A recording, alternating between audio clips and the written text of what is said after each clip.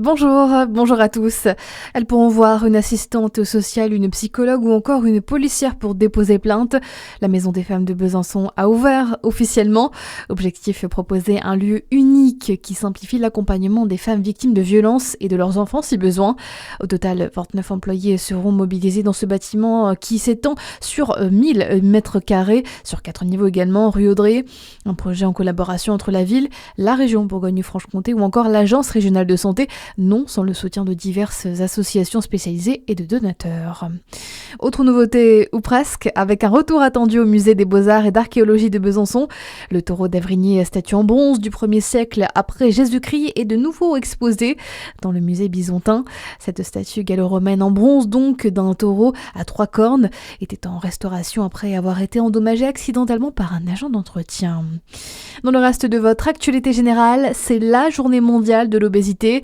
C'est dans ce contexte que se tiennent les seconds états généraux de l'obésité aujourd'hui au ministère de la Santé. 10 millions de Français sont touchés par la maladie.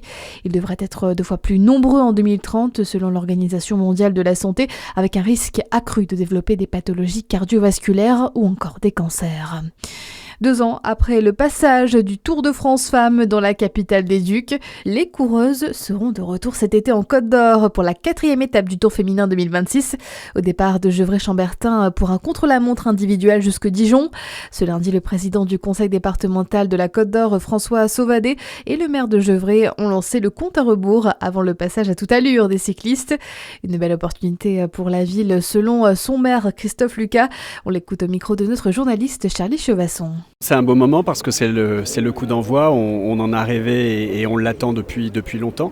Pour Gevrey, ça représente un rayonnement assez fabuleux parce que c'est un supplément pour notre belle commune. C'est à la fois bien sûr le plus grand événement sportif annuel au monde, mais c'est aussi une grande fête populaire pour à la fois les habitants et puis l'ensemble des visiteurs et des amateurs de la Grande Boucle. Avec le soutien du département, bien évidemment, sans qui rien n'aurait été possible. Il y aura les 100 jours, il y aura la fête du Tour et un certain nombre d'événements qui va mobiliser la population de Gevrey-Chambertin autour de cette belle idée et de ce bel événement. Et J-153 avant l'accueil de cette étape historique le 4 août à Gevrey-Chambertin.